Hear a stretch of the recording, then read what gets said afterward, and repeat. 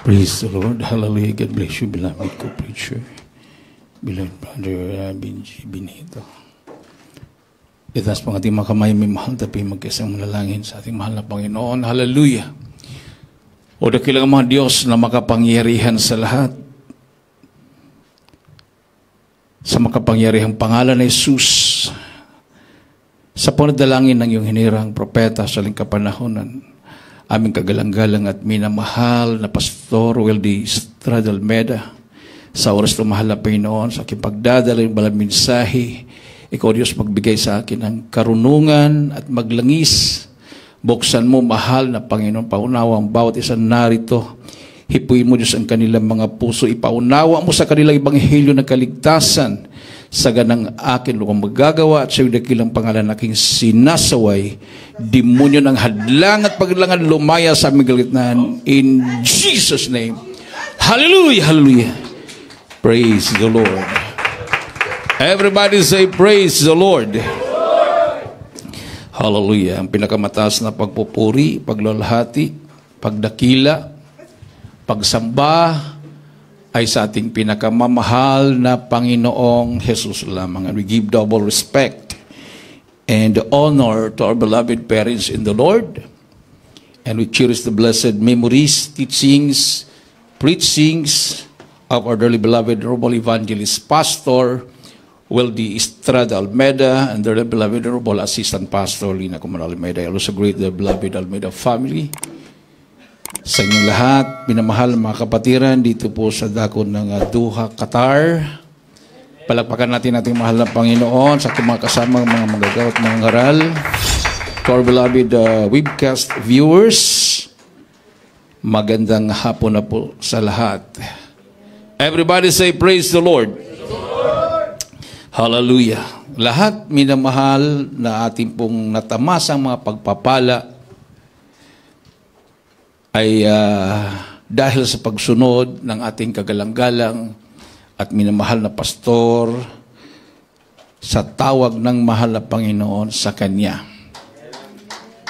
Amen? So, sabi nga ng Bible, seek ye first the kingdom of God and His righteousness, and all these things shall be added unto you. So dahil sa paghanap ng ating mahal na pastor, kung saan ba talaga ang mahal na Panginoon, no? Dahil bago niya nakilala ang mahal na Panginoon, minamahal, ay siya po'y nakaranas ng matinding karamdaman. No, hindi makakatulog sa loob ng 6 na taon, no? Atin lang pong basahin dito sa first page ng Into the Stronghold, A Chronicle of Faith in the Abu Sayyaf Camp. Ito po minamahal. So sabi dito, they say a man is known by the battles he fights. And in the spiritual history of the Philippines, few men have waged such a war of faith as beloved Honorable Pastor Weldy Estrada Almeda. His life was not one of comfort, but of consecration, not one of ease, but of endurance. Before the world knew him as an evangelist, Pastor Almeda was a man in search of peace. He suffered from 6 long years of sleeplessness, tormented by insomnia that no doctor could heal. In desperation, he stood at the crossroads of life and death. It was then that a friend pressed the word of God into his heart. He believed, he prayed, and he surrendered. Immediately, the tormenting sleeplessness vanished. In that healing, he discovered that the gospel he had once treated as doctrine was actually a living, breathing power. That healing was the spark that ignited a lifelong calling. He and his beloved wife, beloved assistant pastor Lina C. Almeida, renounced their worldly pursuits, business, wealth, and comfort to follow the voice of God.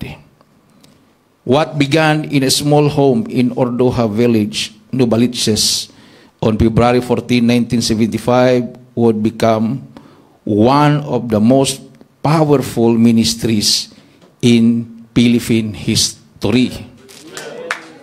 The Jesus Miracle Crusade International Ministry, or GMCIM, from those early moments, beloved Honorable Pastor Almeida understood that miracles are seldom birthed in comfort. So he set his life to fast, to pray, and to intercede. Over decades, he walked a path of continual fasting, some seasons lasting 40 days or more, not for show, but to pierce the veil of heaven. These fasts were not side acts, they were the backbone of his ministry. Through fasting, burdens became prayers. Through prayer, fatigue became breakthrough. Through discipline, the miraculous became natural. From the parks of Manila to stadiums across the Philippines, the GMCIM crusades drew multitudes hungering for hope. Massive gatherings at Quirino Grandstand, Conita Astrodome, Luneta, Amoranto Stadium, and countless provincial crusades became scenes of revival, where songs of deliverance rose from the healed and broken alike. People came in wheelchairs and left walking. The blind opened their eyes to the sun. Addicts, rebels, and skeptics knelt in tears. Its crusade was a testament that Jesus Christ is the same yesterday, today, and forever. No? Hebrews 13:8. So, maliit lang tong libro na to, pero nandito yung nangyayari sa loob ng Talipaw, no? Into the Stronghold, A Chronicle of Faith in the Abu Sayyaf Camp, minamahal. Yun yung pangyayari na yan ay unique yan. Dito lang nangyayari sa Jesus Miracle Crusade. Everybody say, praise the Lord. So, hindi po makakalimutan yan, minamahal. No? Kayo lang nakakarinig ng mga patuto na revive. Kami mismong nakakita sa actual na pangyayari. Lalo na. At that time, minamahal, talagang pag-iisipin mo yung negative, para ka mabaliw sa loob ng kampo ng Abu Sayyaf. Pag mag-isip ka ng negative. So, puro positive talagang isip namin. Kasi pag mag-entertain ka ng negative, baka magbibilang ka na ng bituin. Mabaliw ka talaga, minamahal. So, sabi ng mga pastor, walang iiyak. Palagi kaming kumakanta. Siyempre, dito nga, ma-feel mo presensya ng Malapino. Yung pa kayo, nasa kampo ka na ng Abu Sayyaf. So, tumutuloy yung luha namin, pero naka-smile kaming lahat. Kung mayroon mang problema na darating sa buhay nyo, tapos ganun ang reaction nyo, nagpupuri kayo sa Malapinoon, tumutuloy yung luha, tapos naka-smile, yan pala ang effective na pagpupuri. No? Hindi yung may problema, tapos nagpupuri ka, tapos yung mukha mo talaga lungkot-lungkot, na parang wala ng pag-asa. No? Ibig sabihin, hindi pa talaga buo yung pananampalataya mo. Di ba? So sabi nga ng Malapinoon, hanapin mo ang kanyang kaharian. Ano bang kaharian ng Malapinoon? For the kingdom of God is not in word but power. Kapangyarihan. Di ba? O hinanap yung Malapastor yun. Saan bang Diyos? Sa kinagisnan niyang relihiyon, dami siyang mga revolto. Sabi nga nung narinig ko na patutunaw mga pastor, na born again na yung lahat. Yung parents niya, mga kapatid niya, siya yung pinaka-last. Nung nakita niya yung mga revolto na sa CR, sa toilet, na nakasako, binalik niya sa altar. Ganon siya ka-devoted. No? Sa Roman Catholic na panampalataya. Kahit devoted siya, wala namang himala na nangyari sa buhay niya. 6 years na hindi siya makatulog. Hindi niya matapos-tapos yung kanyang kursong nag-aral siya being a lawyer. 3rd year college na siya sa law. Hindi niya matapos-tapos hindi ka makatulog No? Hinanap niya ang mahal na Panginoon. Hindi po pastor ang nagkumberte sa kanya. Hindi po siya nakumberte sa pamagitan ng debate. Isang ordinary member lang ng isang fellowship ang nag-share sa kanya about Jesus Christ. Nagpakumbaba siya, tinanggap niya ang mahal na Panginoon. Nakatulog siya. Everybody say, praise the Lord. Sabi ng Matthew 6:33, basahin po natin. 6:33 ng Matthew. Buhat po dito sa Ebanghelyo ayon kay San Mateo, ang kabanata po ay 6, ang talata po ay 33. Datapwat hanapin muna ninyo ang kanyang kaharian at ang kanyang katuwiran, at ang lahat ng mga bagay na ito ay pawang idaragdag sa inyo. Amen. Matthew 6:33 relates to faith by emphasizing trust in God's provision. Amen? It encourages believers to prioritize their relationship with God and seek His kingdom above material needs. Amen. Trusting that He will provide for them. So, ang bersikulong ito, minamahal, the verse promotes faith in God's goodness, care, and sovereignty, reassuring believers that their needs will be met when they prioritize their spiritual connection with Him. Amen. So kung wala kang connection sa Diyos, maging failure ka. No? Diba marami ngayon, yung mayaman, pero ang dulo, kapahamakan. Naging billionaire sila, pero ngayon nagtatago na. No? Pero kung mahal na Pinoon ang magpala sa iyo, walang problemang kalakip doon. Pero kung ang demonyo, talagang sisingilin ka sa huling araw. Sisingilin yung kaluluwa mo. Diba?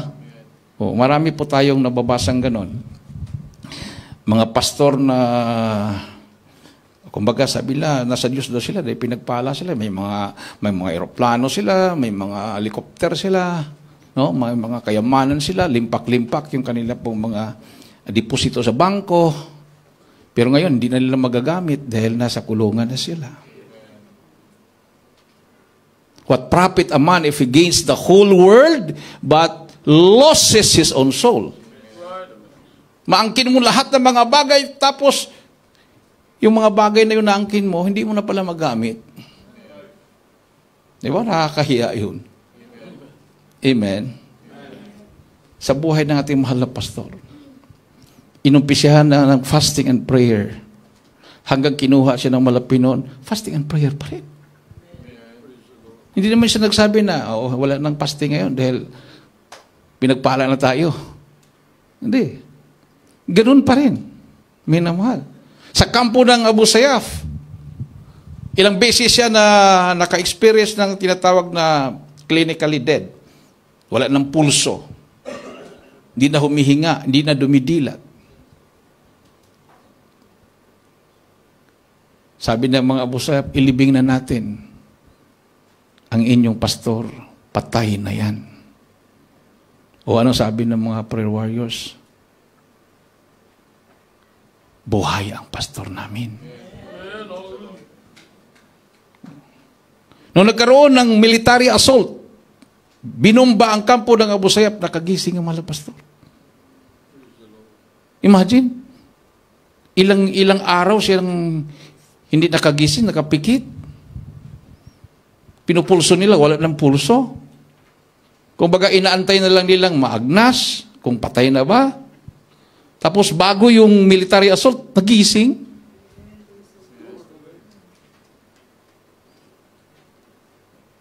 Pag binumba na sila ng binumba ng kasi at that time nasa baba ko.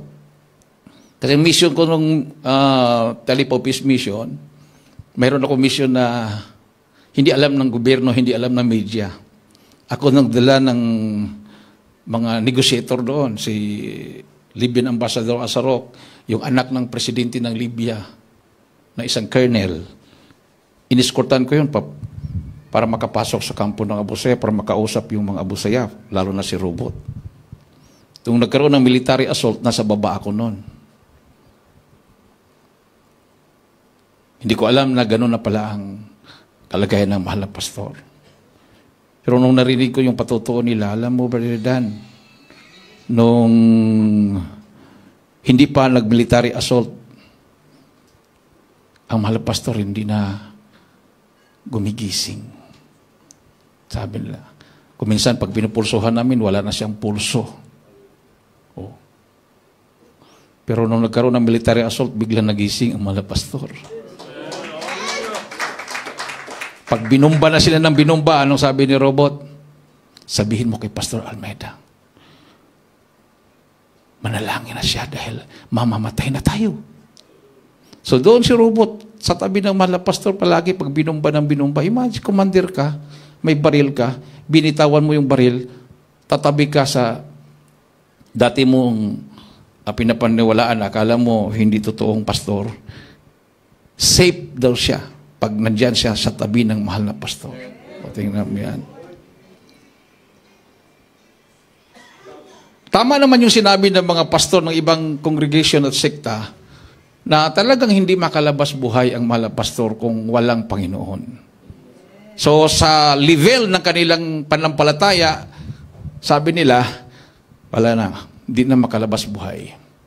Yun ang level ng panampalataya nila. Pinatunayan ng Diyos na mali sila. Amen.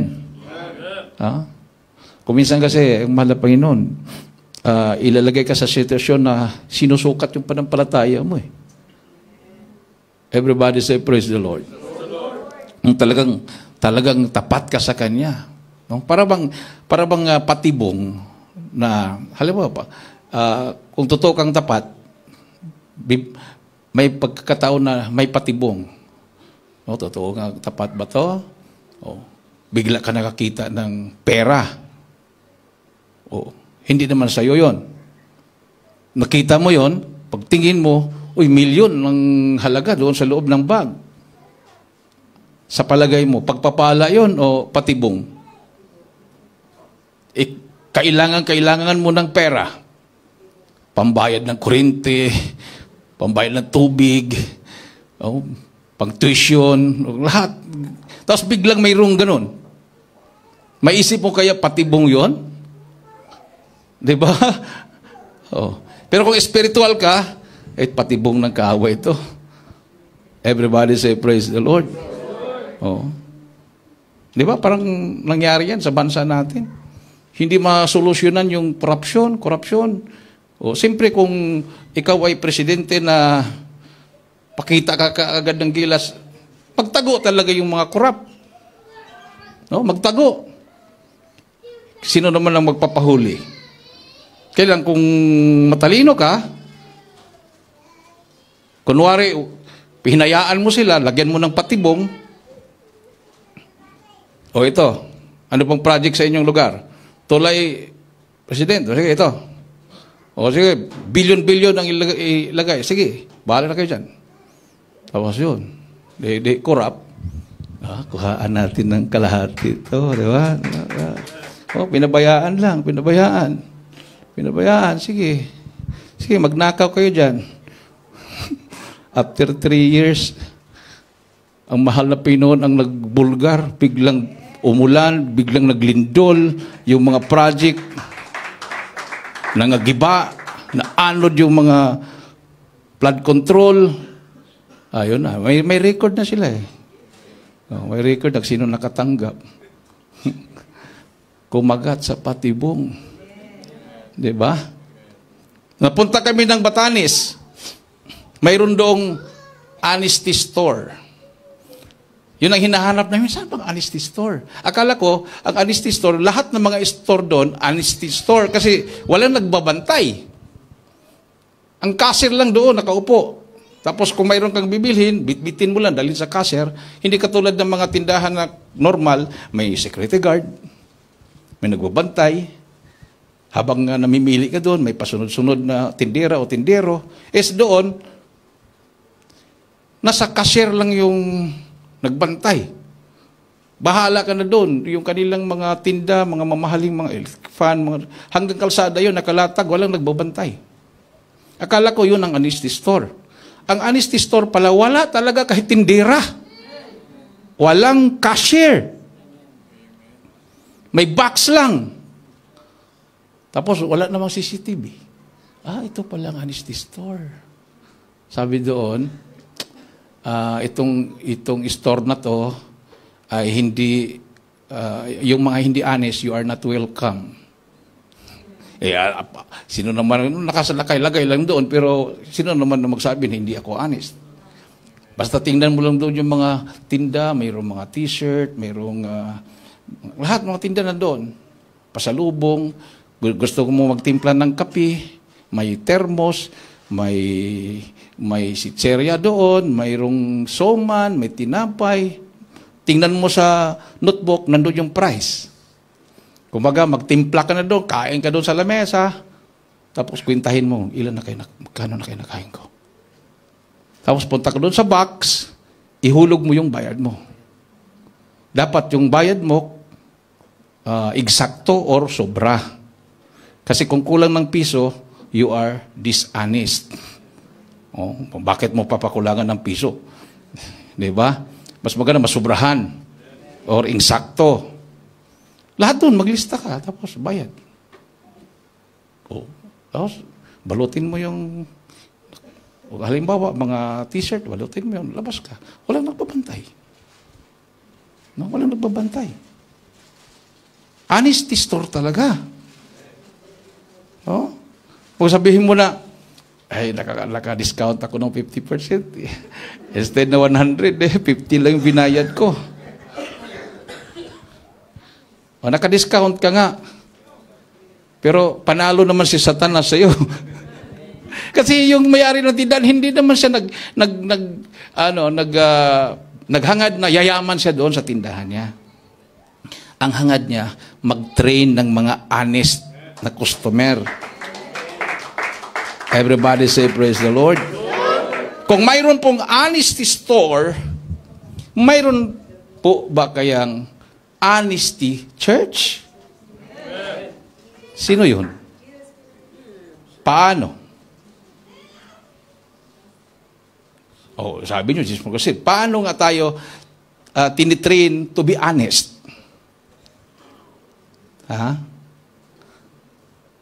True? Tama, giving. Nililista ba, magkano sweldo mo? Ganun ba? Hindi, wala, di ba? Nasa iyo yun. Kung magsinungaling ka o hindi, nasa iyo yun. Kung kulangan mo ng 1%, instead na 20, ginawa mo 19. Instead na 20, ginawa mo 1%. Nasa iyo yun. Amen. So, ano mangyari ngayon pag hindi ka honest? Hindi ka pagpapalain. Wala naman nakakalam eh. Wala naman nakakalam na mayroon kang nag-increase na yung sahod mo.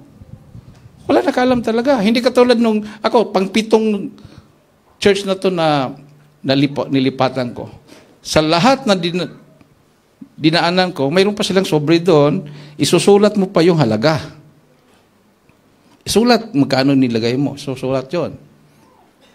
Pero sa Jesus Miracle Crusade, hulog ka lang. Diba? May kapatiran sa Cagayan de Oro.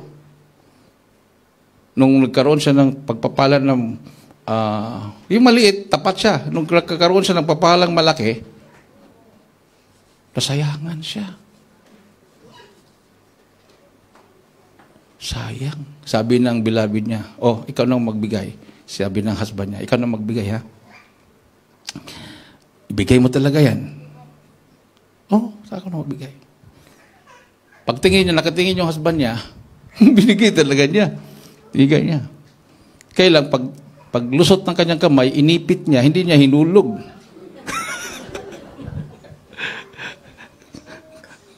Talagang gumalaw pa rin yung daliri niya. Sayangan kasi. Naghulog lang siya ng 60 pesos.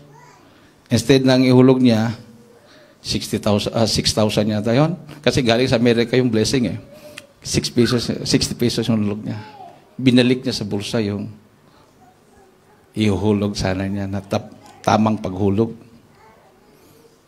Holy Supper po yun. Maya-maya, para siyang nasusuka. Takbo siya sa CR. Hindi halos makalabas-labas sa CR, sumuka ng fresh na dugo. Hanggang namutla na siya, napansin ng kapatiran, tinawag ako. Kasi hindi siya makalis-alis doon eh. Hanggang natapos na gawain, nandun na siya. Sis, anong pagkukulang mo? Ayaw niyang sabihin dahil nakaikot ang mga kapatiran. Hindi pa naman uso maritis noon. Lately lang yung word na maritis eh. Nakaikot. Nakikinig sila siguro kung anong pagkukulang. Hindi ka talaga gagaling sis pag hindi ka mag-confess. Dati mo bang sakit to? Wala po akong sakit dati na ganito, Brad. Ngayon ko lang naramdaman to. Ano nga ang pagkukulang mo?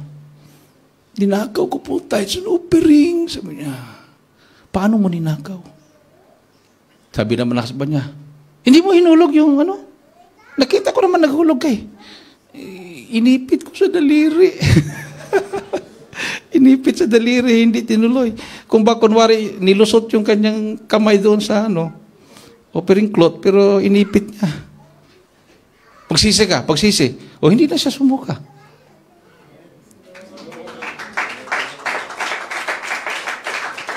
So, bakit mayroong palo? Para maging honest tayo. Everybody say, praise the Lord. So, ganun. Sabi ko nga,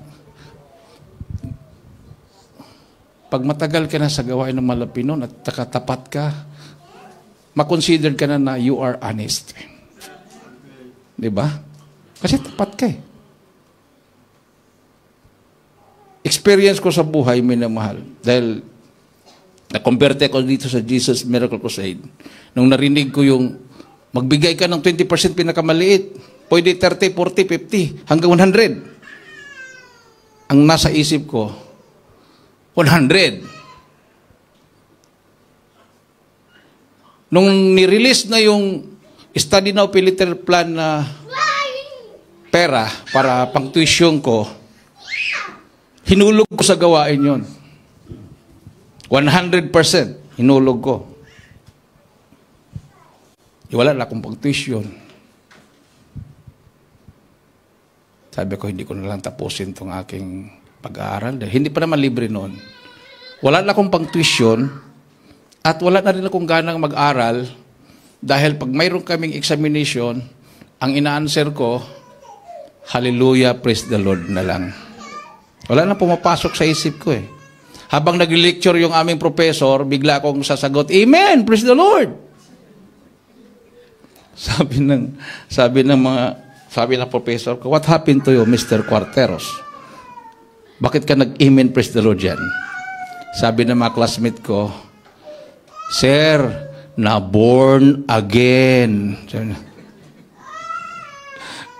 Sa inis ko sa kanila, Sumulat ako sa blackboard. We'll be having yung parang urgent meeting. Akong presidente ng buong department namin. From first year to fourth year. Meeting na kami, nandiyan na sila. Sir, anong topic? Sinulat ko. I will resign. Ba't ka mag-resign, sir? Hindi na ako tutuloy sa pag-aaral. So, I appoint the Vice President to take over. Pagtalikod ko, binato pa ako ng ano eh. Alam mo yung pang-iris ng chalk. Eraser, binato ako. Tapos, tinawanan ako ng buong ano. Parang wala na, hindi na ako ginalang. Binato ako. Sabi ko, mahirap talaga. Pag maglingkod sa Diyos, mayroon talagang pag-uusig, no? Tinawag ako sa department, pinagalitan ako ng professor. Nagpatuto ako, umiyak ako. Sabi ng professor, bakit? Inaway ba kita? Ba't ka umiiyak dyan? Iba talaga pag magpatuto ka, makaiyak ka, di ba? Pero yung iyak, hindi nila maintindihan yun. Sabi ko, tinawag ako ng Malapino. Pagtrabaho na ako, maging full-time worker. Bigla akong congratulate. Oh, congratulations. Pagtrabaho ka na pala. Anong company? Magkano sahod? Wala pong sahod, ma'am. Anong trabaho mo? Full-time worker sa mahal na Panginoon. Lumabas ka na nga. Lumabas ka na. Baka walang kwenta sa kanila yun. Ako naman, paglabas ko, tama ba itong desisyon ko? Di ba ako na naginip? Nilihas ko pa sarili ko eh. Every time na maglihas ako sa sarili ko, lalo naman tuloy akong uminit sa pangalapay noon. Sana pala ang solusyon doon, magpalamig, no? Yung parang magpalamig-lamig ka ba para biglang babalik yung gana ng pag-aaral. Pero wala na akong pang-tuition. Sinunod ko ang calling ng mahal na Panginoon. Before that, may mga offer. Sabi ng presidente ng university na amo ko, working student kasi ako sa Benguet State University, Danny, sayang yung pag-aaral mo. Kasi nagkwento ako sa kanila, ako yung working student, gusto ko makatulong sa mga kapatid ko. Sayang yung pag-aaral mo, Danny. Iniisip ko pa naman na idagdag kita pag mag-graduate na kunin kitang instructor dyan. Kasi nagmi-maintain ako ng grade. So pasok ako doon. At saka, may privilege ka magpunta ng abroad. Kasi karamihan ng mga magmasteral dito, papunta ng abroad. Doon sila nagmamasteral. Sabi ko naman, kung pa-abroad din ako ng presidente na to, kung sa mahal na Panginoon, ang susundin ko, baka pa-abroad din ako. Diba? Papuntahin din ako sa ibang bansa. Yun ang panampalataya ko. Yung presidente, pwede kang i-send doon sa abroad, magmasteral. Sabi ko, kung unahin ko Malapinoon, sundin ko siya, pwede akong dalhin din niya sa abroad. Ayun na, pag full-time worker ko, hugas ng plato, hugas ng kaldero, magtapon ng basura, magwalis, kahit porminyal. Isip ko, saan ka? Paano kaya ako makapuntang abroad nito? Wala talaga. Pero bakit ngayon naka-abroad ako?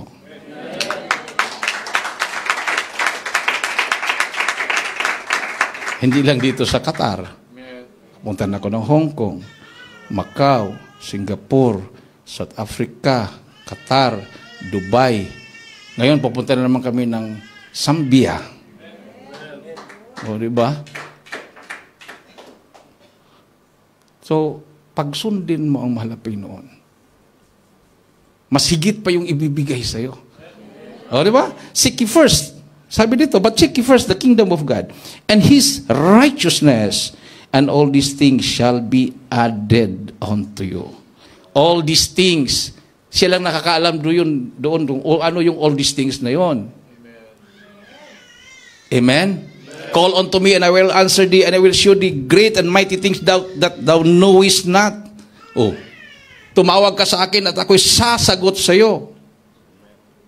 At magpapakita ng mga bagay na hindi mo nalalaman. Amen. Oo. So, yan yung ating pong panghawakan. So, madaling ma-memorize ang Bible. But seek ye first the kingdom of God and His righteousness, all these things shall be added unto you. Period. Paano?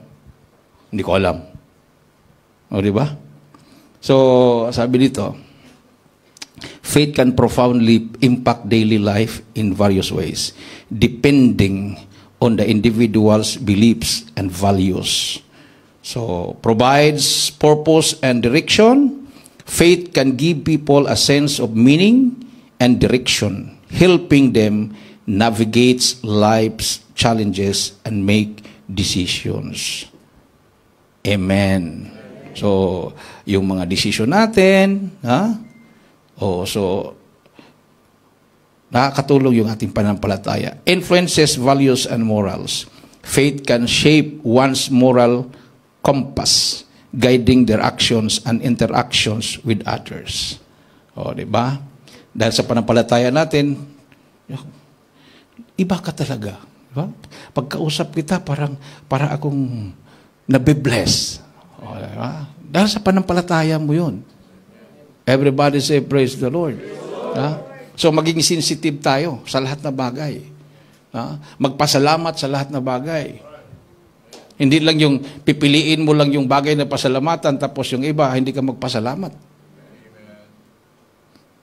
Kung ikaw ay mapagkatiwalaan sa maliit na bagay, ibibigay sa iyo yung mas malaki pa doon. Sino ba sa inyo dito na nakapulot ng 25 centavos, grabing pasalamat sa Diyos? Baka 25, so tinitingnan lang, no? Anong mabili sa 25 centavos? Titingnan mo lang yan. Ang pinakamaliit yata na pera, 25 centavos ba o may 10?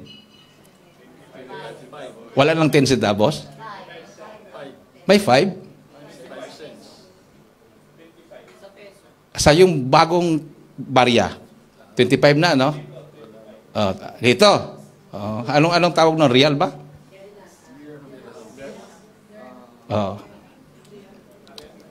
Sabihin natin, sentimo. Halimbawa, 10 centavos nakita mo. Bakit ko pa damputin yan? Pero hindi ba nyo alam, ang mga billionaires na mga Chinese, pinakamaliit kahit 1 cent, dinadampot nila yan. Billionaire yun. Nagmamayari ng mga barko yun, mga 5-star hotel. Makakita sila lang kahit yung, ano ba yung, hindi butones. Pwede butones. Kahit butones, dinadampot nila yan. Pwede pa daw itinda nila yun. Or pwede pa daw nila magamit yun. Yung mga alpiler ba yun? O karayom? Pag may makikita sila, dinadampot nila yan. Pero billionaires na sila. Pag sila kumakain, hindi sila nagtitira kahit isang butil ng kanin. Kasi sabi nila, 4 to 6 years itong inalagaan. So, kailangan kainin lahat yun.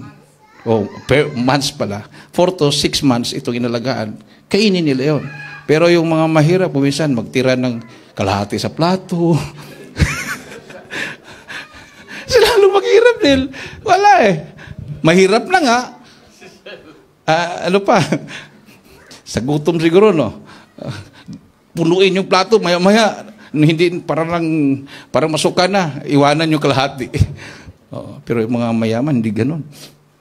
Sabi ko, ganun. Marami ako nakikita ng mga libro na ganyan na secret na bakit sila naging milyonaryo.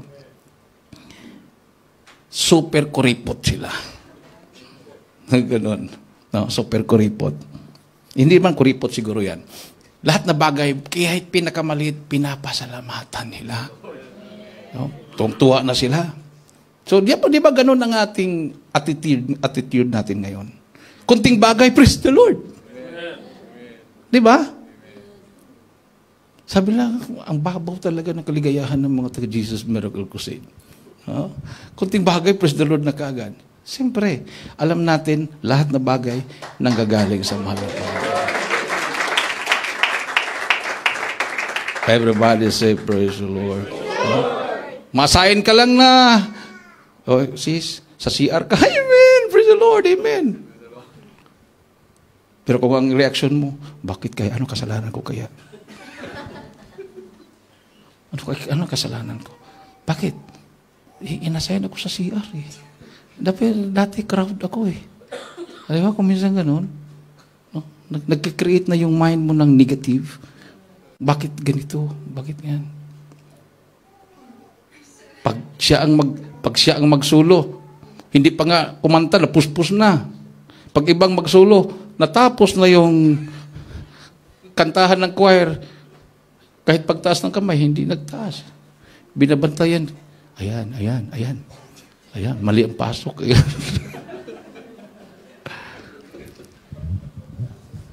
Reality lang po tayo. Palakpakan natin yung mahal na Panginoon. Naalala ko yung nasayan ako na Cebu. Tinawagan ako ni ordained preacher, Brother Robert Choa. Galing siya at nasa Zamboanga siya. Berdan, punta ka muna ng Danao City. Bakit? Ikaw mag-preach doon. Pero mayroon ng preacher doon na sign doon. Ikaw mag-preach doon para ma-revive naman ng mga kapatiran. Sabi niya. Ako mag-preach doon sa Tabunok, pinakasentro. Hinatid pa ako ng FX na aircon na sasakyan. Pagdating ko doon, nagulat ang mga worker doon. Ay, praise the Lord. Sabi, pinapunta ko ni Brother Robert eh. Hindi ko naman sinasabi na ako mag-preach. Ang naka-receive ng message doon, paggawa ng program, na misunderstood yung text, nilagay ako closing prayer. Pagluhod ko na ganyan, praise the Lord. Pagdilat ang mata ko, closing prayer. Yung assign doon, siya ang exhort, siya ang preaching, siya ang announcement. Ako, closing prayer. Parang nag-react yung aking laman. No? Gusto ko magreklamo. Pinagdala ko dito mag-preach tapos closing prayer. Pinaglabanan ko, nilihans ko sarili ko. Jesus name, di mo so pride ka sa Jesus. Hanggang natanggap ko. Akong closing prayer. Praise na. Tapos, ang mga kapatiran, lingon sa akin, bakit pumunta si Brother Danny dito? Tapos tinawag ko, ate po closing prayer. Ito yung ordained preacher, Danny Cortero. Sa ako closing prayer. Tapos ang gawain. Wala naman nagtanong sa akin, bakit hindi ka nag-praise prayer? Uwi kami. Masaya, kwentuhan. Kasi nilabanan ko na sarili ko eh. Nakalimutan ko na yon. Maya, kasi overnight yun. Pagka hapon, kinatok ako. Nung sister na naka-receive ng text message, tinawagan pala siya, pinagalitan. Berdan, bakit? May kasalanan ako sa iyo. Anong kasalanan mo? Nilagay kita sa closing prayer. Ikaw pala mag-preach. Bakit hindi mo sinabi? Ikaw pala mag-preach. Sabi ko, malay ko ba? Ikaw naggawa ng program eh. Patawarin mo ako, baka galit ka sa akin. Bakit? Sa tingin mo, galit ba ako sa'yo? Hindi naman, sabi niya. Pagkatapos ng gawain, ano bang pakiramdam mo sa akin? Nagalit ako sa'yo? Hindi. Patawa-tawa ka pa nga eh. Dahil hindi niya alam. Grabing struggle ko doon. Everybody say, praise the Lord. So may mga bagay talaga minuman na ilagay ka ng malapino sa alanganin para subukin ka. Siguro kung nagwala ako doon at nagalit, sabi ko, grabe naman to si Brother Danny. Grabing pride na, no? Ganon lang pala yun. Ilagay ka sa sitwasyon na wala ka nang magawa kundi magpakumbaba ka. Everybody say, praise the Lord. Katulad nung gustong umuwi ang malapastor kasi birthday ng Bilad Mamader. Inumangan na kami ng Carmelite. Tapos, sabi ng mahal pastor, basahin mo. Sa kanila. Ano mahal pastor? Isaiah 54:17. Punta ko. May message po mahal pastor. O ano? Anong message? Hawak-hawak ko yung Bible. Ito pong message. Ay! Katumbas niyan, kamatayan. Huwag mong basahin. Sabi ko, dito ang message eh. Sabi ni robot kay Susukan, ano? Pabasa natin. Sige. Sabi niya, pagbasa. Walang almas na ginawa ng tao magtatagumpay laban sa iyo. Galit! Galit ang busayap. Hindi daw sila matabla ng bala. Takbo na ako. Punta ko kay Mahal Pastor. Binasa mo? Opo, Mahal Pastor. Nagalit? Mahal Pastor, galit na galit. Balikan mo. Pagalitin mo pa. Sabi ko, galit na nga eh. Pagalitin pa. Bakit, Mahal Pastor, kailangang pagalitin pa? Hindi kikilos ang kapangyarihan ng Diyos pag hindi sila magagalit sa atin. Gano'n. Balik ako. Mayroon po dagdag. Kumbaga yung presyo ng dugo, 180. Dagdagan mo ba? 200 na yun. High blood na. May dagdag daw. Tawanan na sila. Sige, pabasa. Isaiah 41, verse 10. No, huwag kang matakot. Ang kaaway, pag sunod ang kaaway, magtatago. Sabi, kaaway pala tayo? Magtatago daw tayo? Ayun na. Totoo nga, nung nagalit na sila, kumilos ang kapangyarihan ng Diyos. Isaiah 54:17. Basahin nga natin yan.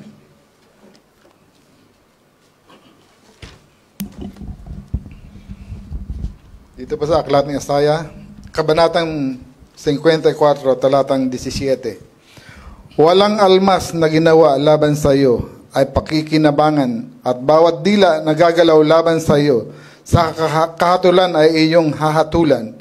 Ito ang mana ng mga lingkod ng Panginoon, at ang katuwiran nila ay sa akin, sabi ng Panginoon. Amen. Palakpakan natin ang mahal na Panginoon.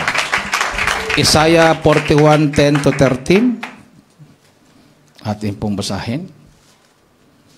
Isaiah chapter 41:10-13. Dito po sa aklat ng propeta Isaiah, sa kabanata 31, ang talata po ay 10 hanggang 13. 41, talata po ay 10 hanggang 13. 13. Huwag kang matakot sapagkat ako'y sumasayo. Huwag kang manglupaypay sapagkat ako'y iyong Diyos. Aking palalakasin ka, oo, aking tutulungan ka. Oo, aking aalalayan ka ng kanang kamay ng aking katwiran.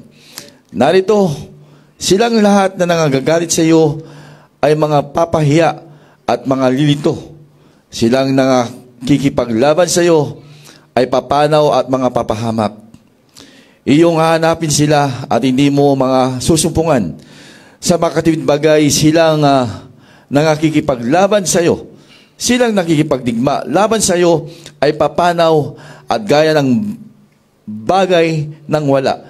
Sapagkat akong Panginoon mong Diyos ay hawak ng iyong kanang kamay na magsasabi sa iyo, huwag kang matakot, aking tutulungan ka. Everybody say praise the Lord. Grabe, babasahin mo yan harapan ng mga galit na busayap. Hindi na ako nakatapos. Lumusob sila sa mahal na pastor. Hinawakan ng mahal na pastor yung dalawang paa niya kasi nakaupo siya doon sa may kubo. Si robot na sa baba. Hinawakan ng dalawang paa at sumigaw si robot ng Allahu Akbar. Naunahan siya ng pastor. Hallelujah, praise the Lord! Nakabitaw si robot, halos masubasog. Umakyat. Sabi niya, inakbayan. Akala ko itulak ang mahal na pastor. Inakbayan. Ang hirap patayin ang tunay na lingkod ng Diyos. Tuwang-tuwa kami. Biglang lumingon sa akin. Danny Boy, baba ka. Baba siya. Lumapit ako kay Malapastor. Malapastor, susunod ba ako sa kanya? Sunod ka! Naku, wala na akong magawa. Galit na galit si robot. Bababain ako eh. Sunod ba ako Malapastor? Sunod! Sunod ka!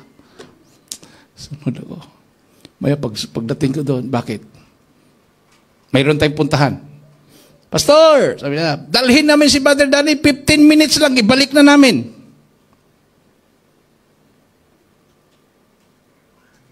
Sabi niya, Pastor, sunod ka. Praise the Lord, sabi niya, Pastor. Sunod ako. Pugutan na pala ako ng ulo. Maya, nung hindi ko na nakita sila Malapastor, biglang nagpaputok. Papapapak!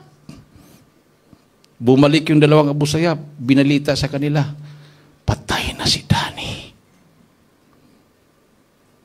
Malapastor, patay na daw si Danny. Si Brother Danny. Anong reaksyon ng Malapastor? Nasa langit na si Brother Danny. Yun ang sabi ng mga prayer warrior eh. Nung nirelay nila yung binalita ng Abu Sayyaf, binaril si Brother Danny, patay na. Saywar pala yun para matakot sila. Sabi naman, binulong kay mga pastor. Binaril si Brother Danny. Yung putok kanina, patay na. Sabi naman, pastor, nasa langit na si Brother Danny. Praise the Lord. Hindi naman natakot, mga pastor. Di ba sabi ni Apostol Pablo, for to me to live is Christ and to die is gain? Amen? So madaling mag-amen, pero kung malapit na mamatay, Lord, mayroon pa kong utang, Lord. Hindi pa ko nakabawi, Lord. Di ba? Ang dali kasi mag-amen. Nung galing kami ng Batanes, bigla ako nagkaroon ng pigsa. Kung nakita nyo yung post ko na, ang laking pigsa ko dito, 10 pigsa yon sa batok.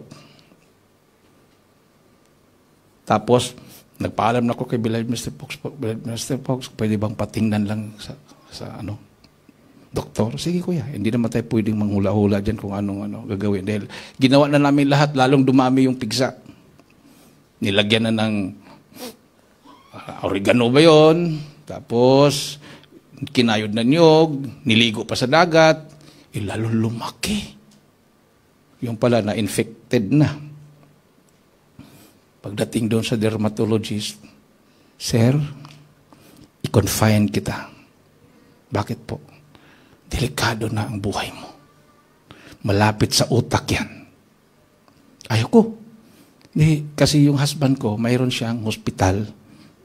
Surgeon yun. Surgeon. Ibig sabihin, nag-oopera. At kompleto yun, sir. Kung anong mangyari sa'yo, kompleto yun. Ibig sabihin, kompleto. May oxygen, may tubo. Ayoko, sabi ko, ayoko. Pinagtinan ko lang sa'yo kung anong. Ayaw mo talaga, sir. Ayoko. Delikado ka, sir. Sayang, sabi niya.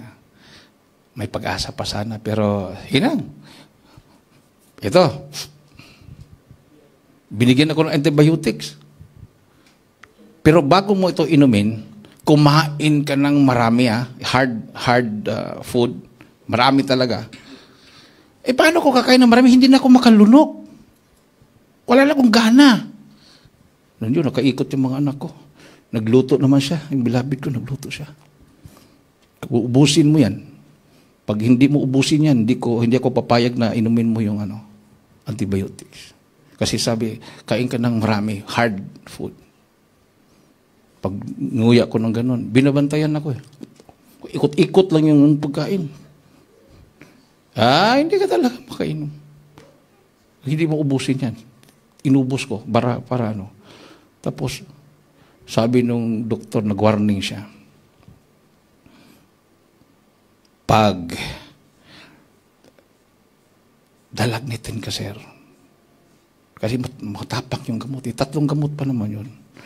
Pero sir, kailangan talaga ma-admit ka. Ayaw ko nga. Basta pagkatapos nun, tulog. Tulog lahat. Parang pinatulog ng malapinon silang lahat. Sabay-sabay pa naman humihilik. Pero ako, nanginginig na ako. Nanginginig na. Yung paghinga ko, wala na. Parang hinahabol ko na. Tapos yung ngipin ko, gumaganon-ganon na. Inaalaala ko yung kapatiran na bago siya namatay, baka prayer ko ya. Kasi yung ngipin ko, hindi ko makontrol. Gumaganon-ganon na. Yung dila niya, lumurong na. Ganon na rin ako. Ganon ako. Sabi ko, Panginoon, mamatay na yata ako. Pero sabi ko, kinalma ko sarili ko. Sabi ko, handa na ako. Handa na ako, Panginoon. Kung mamatay ako, Panginoon, huwag mong palintulutan na makagising itong mga anak ko sa kabilapid ko. Baka wag sigaw-sigaw yan. Takbo ako sa ospital sa isip ko, dapat pag mamatay ako, hindi sila makagising. Bukas na lang, pagbukas nila, patay na ako. Masaya ako. Masaya ako. Pag sabi na masaya ako, hinanda ko ng sarili ko, biglang yung utak ko parang, woo! Ganun, yun ang narinig ko Woo! Ganun yung utak ko. Tapos umuro yung dila ko, hindi ko na mabuka yung bibig ko.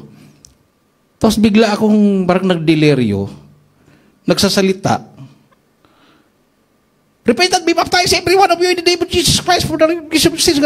Puro English hanggang nawala ako ng malay. Pagkawalan ko ng malay, bigla akong nagkaroon ng malay. Nakatayo ako. Pero pag baba ako, pag dungaw ko, nandun ako. Nakatayo ako. May nakahiga doon. Ako naman yun. Pagtingin ko sa damit ko, para akong kakanta ng choir. Puti yung damit ko lahat. Mahaba dito. Naka-t-shirt ako Doon sa nakahiga, naka-t-shirt ako. Pero yun, para akong naka-toga. Pero puro puti. Wala akong sapatos. Ang gaan-gaan ng katawan ko. Masayang-masaya ako. Pakita ko ang katawan ko. Bakit nakahiga, katulog yun? Nandito ako. Lumabas na pala yung kaluluwa ko. Tapos maya-maya, biglang may lumabas dito sa bato ko, parang usok, itim. Tapos dandahan siyang umalis. Parang nag-iwan siya ng parang octopus ba, parang may galamay. Lahat na butas, doon galing yung usok. Sabi ko, praise the Lord, mabuti lumabas ka. Biglang pumutok. Pagputok, nasa katawan na ako uli. Mainit yung dito ko. Bato ko, sabi ko, Dear Lord, yung anak ko isa, tingnan mo ngayong liig ko. Pagtingin niya, lumabas ang mga itim na dugo, mga nana pa, daming lumabas. Sabi ko, buhay ako. Buhay.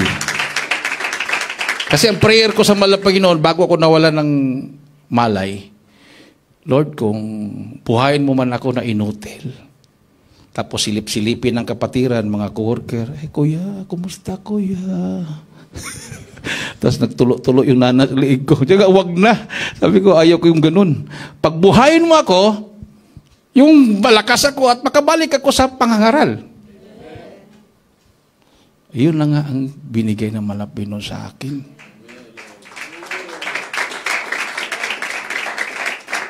Sabi ng dermatologist, Lunes kasi kami pumunta. Tapos kinagabihan, yun ang nangyari sa akin. Pagbalik ka sa sunod Lunes, pagbalik ka sa sunod Lunes, kasi ang gusto niya, buksan. Huwag mong galawin yan ha. Pagdating magbalik mo dito, buksan natin. Pagbalik ko, ano ginawa mo, sir? Bakit po? Healing na. Wala na akong bubuksan. Healing na. Inupirahan ng Diyos Pinaputok. Imaginin mo naman yung bawat higa ko ng ganon. Halos 5 unan yung palit-palitan, puro puno ng nana yun. Ganon-ganon ko Sadyain ko talaga ganon para maubos. Hanggang naubos na, sabi ng dermatologist, healing process na. O, diba?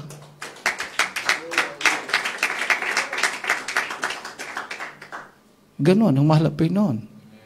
Everybody say, praise the Lord.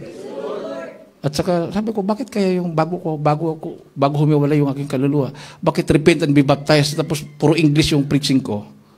Pupunta pala ako ng Africa. Mag-rebaptize ng isang bishop doon at the whole congregation. Ay talagang English ang preaching doon. Amen. Everybody say, praise the Lord. Palakpakan natin ang ating mahal na Panginoon, minamahal. Ha? So, mayroon pa palang purpose. Di ba yung narinig natin kanina nagpatuto, Lord, buhay mo pa ako, Lord. Magpagamit ako sa iyo. Di ba? Sabi niya, ganoon lang pala yun. Pero kung sabihin mo, Lord, hindi ko na kaya problema, kunin mo na. Kunin ka talaga. Para yung work sa lite, nabigo lang sa pag-ibig. Kunin mo na ako, Lord. Dahil yung crush niya, hindi siya ang pinaalam. Naghanap ng iba. Hindi niya matanggap habang nagpupuri, Lord. Hindi pala ako mahal sa crush ko. Kunin mo na lang ako. Ayun. Bigla daw parang nahirapan sa huminga. Pahinang-pahina na yung paghinga niya. Tapos ang hirap pala mamatay. Sabi niya, huwag na lang, Lord. Ang hirap pala mamatay. Oh. Nung nag-asawa siya, katabi lang pala niya, gitarista lang pala. Hindi yun ang kalooban eh. Amen. Ang kalooban, yung gitarista. Oh. Na, palagi siyang nagpapasipra. Talaga naman. Hindi naman yun ang nakarasan niya. Ang nakarasan niya, yung preacher. Pero hindi naman siya ang pinili kasi no? Gusto siyang magpakamatay. Nung mahirap pa rin siyang huminga, nakiusap, wag na lang, Lord, wag na lang. Wag na lang. So, bubalik yung hininga niya. Kasi kung ano yung hinihingi mo, ibibigay sa'yo. Yun yung power of the tongue. Di ba? Kung ano yung banggitin ng dila mo, pag sabihin mo, ganito lang talaga ang buhay ko, mahirap lang talaga ko. Hindi ka talaga yayaman, yun ang sinasabi mo eh.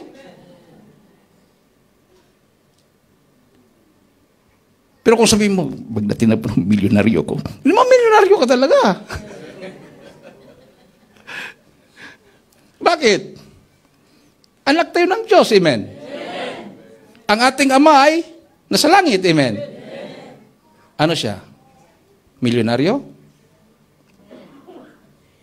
Bilyonaryo? Masigit pa doon. Siya ang lumalang ng langit at lupa. Sabi ng mga scientists, yung mga lumulutang daw ng mga bato sa taas, mga diamond. O siya may-ari nun. Oo. May mahulog lang ng meteorite dyan, makita mo, million na yan.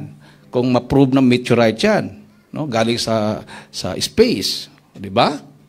So, siya ang ama mo. Ba't isipin mong mahirap ka? Ibig sabihin, anak ka ng billionaire, tapos taong grasa ka? Oh. Huwag mong i-exercise yung ganong faith. Sabi kong bata pa ako noon eh. Sabi ng mama ko, anak, umuwi kayo pagdadaan na ang eroplano. Alas 11 kasi dumadaan. Hindi ko naman alam ng eroplano yung saan galing. Galing pala ng Cebu, via Cebu to Surigao. Pagdaanan ng eroplano, uwi na tayo, alas 11 na. Kasi kung minsan hindi mo makita yung araw, yun yung palatandaan. Pagdating ng panahon, habang nag-abang kami ng eroplano, nung dumaan na, sabi ko, sasakyan kita sa pagdating ng panahon. Sabi ng kapatid ko, grabe naman yung panampalataya mo. Alalahanin mo, kung gaano kataas ang lipad, ganoon din kataas ang pagbagsak. Sabi ko naman sa kanya, at least nakalipad. Kahit babagsak. Kung wala kang pangarap sa buhay, para kang bulati nagbumagapang sa lupa, naaapakan pa. Oh, di ba? So, nakalimutan ko na yon. Nung ako'y nag-full-time worker at nag-crusade sa Cebu, nakasama ako. Yeah? Pumasok ako full-time, October 21, nag-crusade, December. 3 buwan bago na ako pumasok full-time worker. Sabi ko sa mga kasama ko sa kitchen, may panampalataya ako, makasama ko sa krusada. Ay, Brad, grabe namang panampalataya yan. Kami nga dito 2 years, 3 years na, hindi nga kami makasama, ikaw pa. Sabi ko, panampalataya ko yan. Grabe panampalataya yan, Brad. Imposible yan. Ipapaalis na. Tingnan mo doon, Brad, yung lista. Doon, nakalista doon sa information. Tingnan mo kung may pangalan ka doon. Pagtingin ko, wala. Mag-overnight, kinabukasan, alis na sila sa kanyang barko.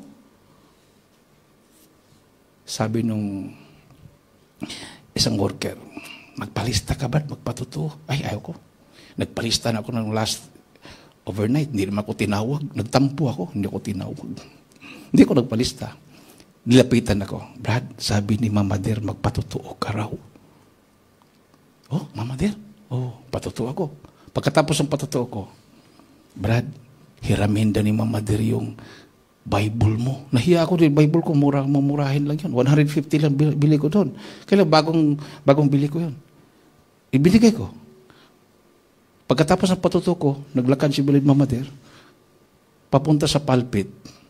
Dala yung Bible ko. Dala nga talaga ni Mama Der yung Bible ko. Nagpatutuo siya. Si Mama Der, habang nag-Bible study, alam mo, yung brother na yan, nabilis ako sa kanyang patutuo. Ganyan din ang ambisyon ko nung ako'y nag-aaral. Kaya lang tinawag ako ng mahal na Panginoon. Hindi ko natuloy yung aking ambisyon dahil inasawa ako ng inyong mahal na pastor, sabi niya. Pangpito din ako sa pamilya namin. Ako, pangpito din ako eh. Kaya pareho pala kami bilang Mama Der. Pagkatapos ng Bible study, may bumulong. Punta ka doon sa information. May additional doon na kasama sa Cebu. Pagtingin ko, additional, Brother Danny Cortiro. Sa talaga naman. Pagdating ko sa Cebu, pagkatapos ng crusade, mga anak, sama kayo sa Surigao. Pinangalanan. Hindi pinangalanan yung pangalan ko. Ay, dito lang ako sa Cebu. Ikaw, Brother Danny Corteros, yung galing ng Baguio, tayo ka. Anak, bukas mag-aeroplano ka, anak. Mag-aeroplano daw ako, mag-isa. Opo, narinig lahat ng mga matured. Umalis na sila, hinatid na sa airport. Brother Dan, nagtanong kami, 3,500 ang pamasahe. 3,500. Ang barko, 500 lang. Magbarko ka na lang, kasama yung mga ordinary preacher. O sige, walang problema. Pero isumbong ko kayo kay Mama Der. Pagdating ko doon, sumbong ko kay Mama Der. Takot pala. Sige na nga, kuhaan ka nga ng ticket. Pero wala kaming ibibigay sa inyong pamasahe. Lakarin mo na lang yung pastoral doon. Malapit lang. O sige, walang problema. Basta maka-aeroplano ako. Blessing ko yun eh. Amen. No? Total, kung kayo magka-blessing, hindi naman ko naiinggit. Blessing nyo yun. Ito sa akin, blessing ko to. Sakyan ako sa aeroplano. Paglipad, nandun pa ako sa bintana. Pagdaan ng Bohol, Cebu to, madaanan ng Bohol. 11:00 yung flight ko. Naalaala ko nung bata pa ako. Flight, 11:00. Ito pala yung sinasabi ko, darating ang panahon, sasakyan kita. Nangyari! Umiiyak ako doon sa bintana. Sabi ko, totoo pala yun. Saan natupad? Dito sa Jesus Miracle Crusade. Ibig sabihin, minamahal, pag mayroon pala tayong pangarap sa buhay at nandito tayo sa Jesus Miracle Crusade International Ministry, dito matutupad. Ano ba ang pinakapangarap natin sa buhay? Hindi kayo nakaimik. At dito matutupad. Anong pinakapangarap nyo sa buhay? Langit. Amen. Langit talaga. Yan ang pinakaunang pangarap natin. Seek ye first nga, the kingdom of God. Eh. Langit yun. Dito matutupad. Amen? Hindi ka nadadaan ng purgatorio. Kasi yung dadaan sa purgatorio, yung mayaman na punta doon, sinabihan ni Abraham, yung mga nandyan hindi na makapunta dito. At ang mga nandito, hindi pwedeng pupunta dyan. Amen? Kung ikaw na sa langit, at sabihin mo, gusto mo bang pumunta sa impyerno? Ni-request ka ng mama mo, payag ka? Hindi ka maawa, mama nandun eh. Sabi ng mama mo, anak, bakit hindi mo ako sinisiran?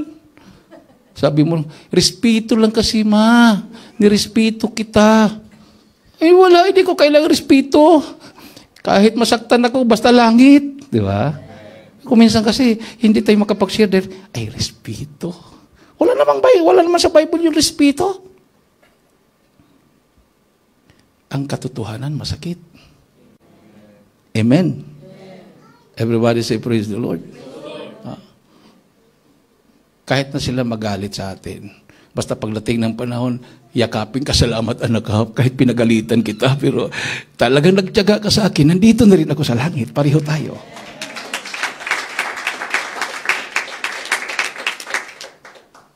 Masarap maglingkod sa Diyos. Unahin lang natin ang mahal na Panginoon. At ang kaniyang katuwiran, hindi yung katuwiran natin. Tumayo tayo at umawit sa ating mahal na Panginoon. Now is the day of salvation. Now is the accepted time. Kung mayroon po tayong mga pagkukulang sa mahal na Panginoon, hindi tayo honest sa ating pong tungkulin, lalo ng ating pong pagtatapat. Gawin na natin. Marami pang kaluluwa ang ililigtas natin. Maging kabahagi tayo sa misyon. Imagine yung mga Africa na yan. They need salvation. They need signs, wonders, and miracles. Gusto nilang makasiguro sa kaligtasan, minamahal. Hallelujah.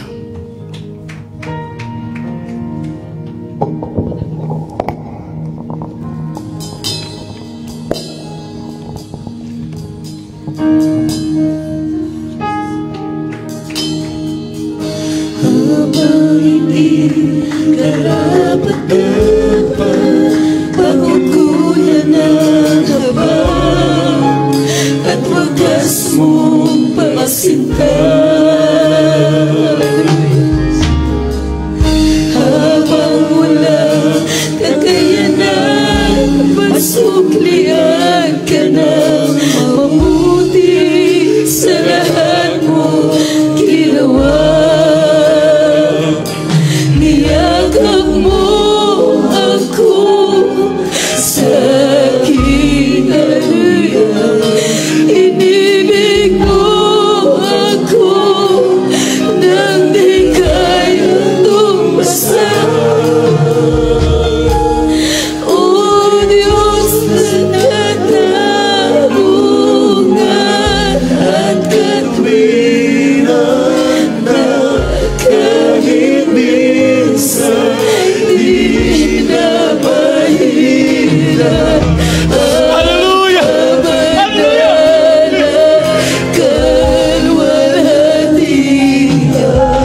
Salamat sa sukdulang biyaya mo, O Diyos ng pag-ibig na mas malawak pa ay sa aking mga pagkakasala. Higit pa sa buhay ko, salamat sa sukdulang biyaya mo. Lord Jesus, nasa ating kalagitnaan ng appreciation natin mahal na Panginoon, minamahal. Habang nakataas ang ating mga kamay, isigaw po natin ang hallelujah, praise the Lord. Hallelujah, tuloy-tuloy ang ating pagpupuri sa tipan ng Panginoon. Hallelujah. Hallelujah, hallelujah.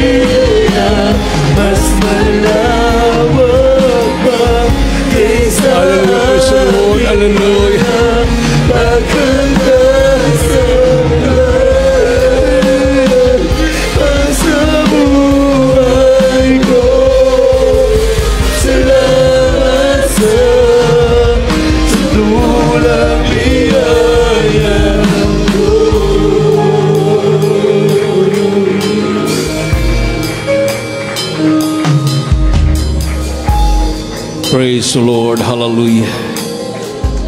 Tayo po manalangin, minamahal, sa ating po mga pangangailangan. At huwag po natin kalimutan, isama po sa ating panalangin ang church anniversary sa dako po ng Saudi Arabia at ang ating pong misyon kasama ating beloved Mr. Willie James Almeida Jr. sa dako po ng Zambia, Africa. Ang Panginoon mag-provide ng lahat ng pangailangang finansyal. Hallelujah. Manalangin po ang bawat isa sa atin, minamahal. Hallelujah, hallelujah, praise the Lord. O dakilang mga Diyos na makapangyarihan sa lahat, aming pinakamamahal na Panginoong Isus. Una-una, mahal na Panginoon, kami po humingi ng kapatawaran sa mga kami nagkulang, nagkakamali, nagkakasala sa iyo. Patawarin mo ang bawat isa sa amin. Salamat, mahal na Pinoy, sa iyong banal na presensya sa aming kalagitnaan. Salamat sa iyong banal na salita na aming pong narinig, mahal na Panginoon. Hallelujah.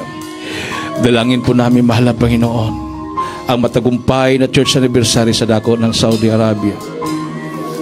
At ang misyon, mahal na Panginoon, sa dako ng Zambia, Africa. Ikaw mag-provide sa lahat ng pangailangan.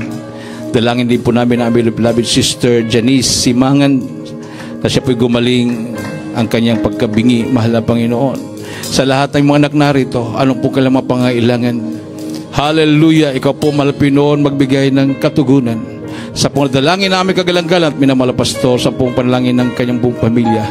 Sama-sama naming sinasuway, demonyo ng karamdaman, sakit sa puso, high blood diabetes, cancer, hindi mo sa sickness and diseases, cast out in the name of Jesus. Hindi mo sa poverty, problem be solved. Hallelujah, hallelujah, in Jesus' name. In Jesus' name, sicknesses be healed right now in the name of Jesus. Hallelujah, in Jesus' name. Amen and amen. Praise the Lord. Hallelujah. Palakpakan po natin ng malakas na palakpak ating mahal na Panginoon. May namahal. Tumayo na po tayong lahat.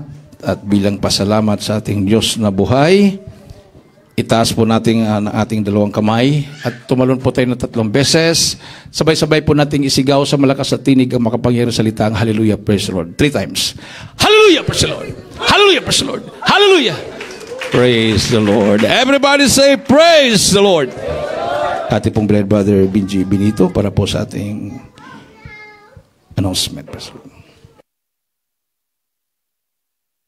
Amen. Praise the Lord.